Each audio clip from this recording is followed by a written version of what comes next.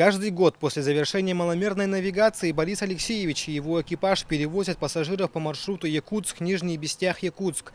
В этом году с ранним наступлением осени сроки завершения некоммерческих перевозок были заметно сдвинуты. Пока эта погода позволяет, мы будем работать на этих глиссирующих катерах своих. Так, по цене по 300 рублей возим. А там, не знаю, может даже и увеличиться по 500 будет. Смотря по обстановке. Шторма начнутся и так далее и тому подобное. Стоимость поездки на другой берег напрямую зависит от погодных условий. Большую роль в этом играет и цена на топливо. Пассажирам не по душе изменения тарифов.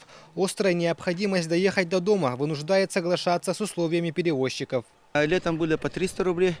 Вчера они, как видать, частные предприниматели цену повысили до 500 рублей. Не знаю из-за каких факторов, но я думаю, что когда вот есть спрос, то значит и для народа вот это необходимо, чтобы вот эти быстрые маломерные суда функционировали вот Якутск-Нижний Бестях. Образование льда на водоемах республики идет без отклонений от нормы. Редкий шугоход был замечен на реке Лена возле Жиганска.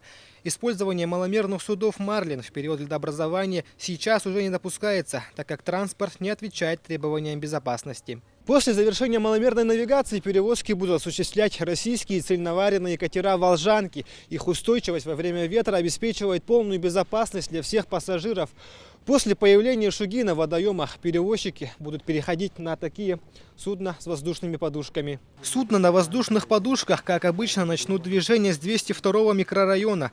Стоимость переправы на таком транспорте будет варьироваться от 1 до 2 тысяч рублей. Работа коммерческих перевозок также в завершающем периоде. Далее осуществляться переброска пассажиров будет на СВП. Также будут задействованы паромы с ледокольной проводкой и вертолетные составляющие. Выход маломерных судов после закрытия навигации категорически запрещен. По завершению навигационного периода необходимо провести тщательное обслуживание и определить на зимнее хранение.